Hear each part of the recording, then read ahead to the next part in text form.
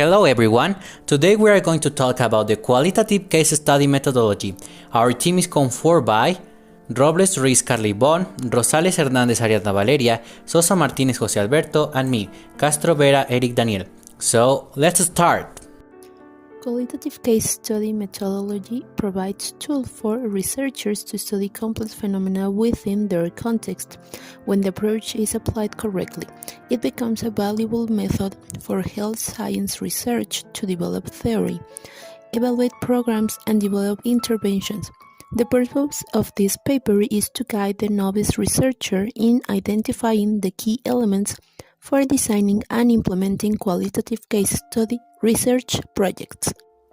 When to use a case study approach? According to Jean 2003, a case study design should be considered when a. The focus of the study is to answer how and why questions. B. You cannot manipulate the behavior of those involved in the study. C. You want to cover contextual conditions because you believe they are relevant to the phenomenon under study. Or D. The boundaries are not clear between the phenomenon and the context. Philosophical underpinning. Stake, 1995, and Jean, 2003, based their approach to case study on a constructive paradigm. Constructivists claim that trust is relative and that it is dependent on one's perspective. This paradigm recognizes the importance of the subjective human creation of meaning, but doesn't reject outright some notions of objectivity. Pluralism, not relativism, is stressed with focus on the circular dynamic tension of subject and object. Miller and Cravat, 1999. Constructivism is built upon the premise of a social construction of reality. One of the advantages of this approach is the close collaboration between the researcher and the participant, while enabling participants to tell their stories. Through these stories, the participants are able to describe their views of reality, and this enables the researcher to better understand the participants' actions. Determining the case, unit of analysis. While you are considering what your research question will be, you must also consider what the case is.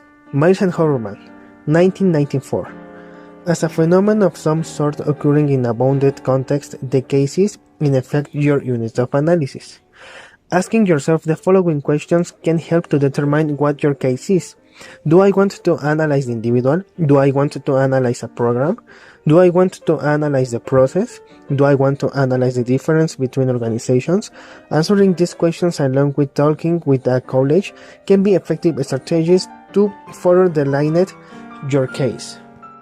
Binding the case. Once you have determined what your case will be, you will have to consider what your case will not be. Suggestions on how to bind a case include: A. By time and place. B. Time and activity. C. By definition and context. Binding the case will ensure that your study remains reasonable in scope. Determining the type of case study. Once you have determined that the research question is best answered using a qualitative case study and the case and its boundaries have been determined, then you must consider what type of case study will be conducted. The selection of a specific type of case study design will be guided by the overall study purpose. Are you looking to describe a case, explore a case, or compare between cases? Single or multiple case study designs. Single case. In addition to identifying the case and the specific type of case study to be conducted, researchers must consider if it is prudent to conduct a single case study, or if a better understanding of the phenomenon will be gained through conducting a multiple case study. Propositions. Propositions are helpful in any case study, but they are not always present. When a case study proposal includes specific propositions, it increases the likelihood that the researcher will be able to place limits on the scope of the study and increase the feasibility of completing the project. The more a study contains specific propositions, the more it will stay within feasible limits. So where do the propositions come from? Propositions may come from the literature, personal or professional experience, theories, and/or generalizations based on empirical data. Issues.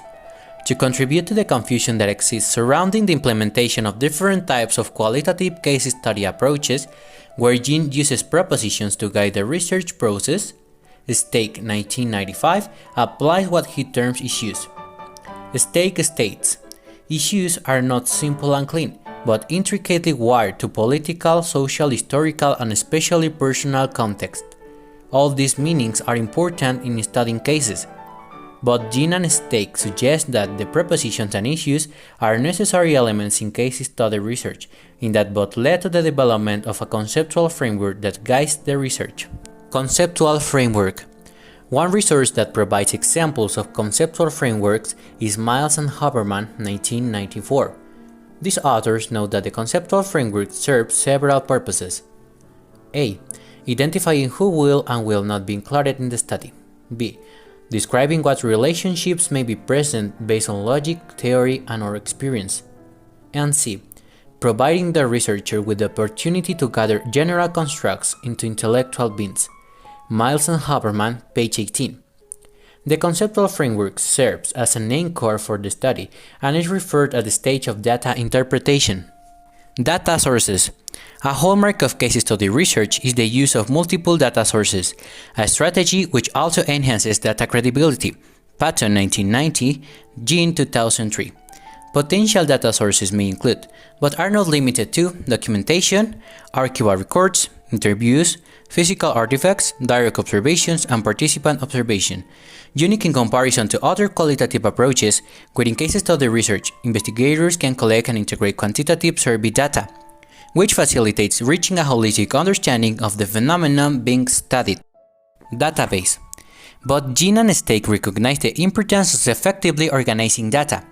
The advantage of using a database to accomplish this task is that raw data are available for independent inspection. Using a database improves the reliability of the case study, as it enables the researcher to track and organize data sources including notes, key documents, tabular materials, narratives, photographs, and audio files can be stored in a database for easy retrieval at a later date. Analysis. As in any other qualitative study, the data collection and analysis occur concurrently. The type of analysis engaged in will depend on the type of case study. Jean briefly describes 5 techniques for analysis: pattern matching, linking data to propositions, explanation building, time series analysis, logic models, and cross-case synthesis. In contrast, Stake describes categorical aggregation and direct interpretation as types of analysis. Course Writing System. Write is difficult to report the findings in a concise manner, and yet it is research responsibility to convert a complex phenomenon into a format that is readily understood by the reader. The goal of the report is to describe the study in a such comprehensive manner as to enable the reader to feel as if they can be an active participant into research and can determine whether or not the study findings could be able to their own situation. It is important that the research describes the constants with which the phenomenon is occurring as well as the phenomenon itself. There is no one correct way to report a case study wherever some suggest ways are by telling the reader's story, by providing a chronicle report, or by addressing each proposition. Strategies for achieving trustworthiness in case study research.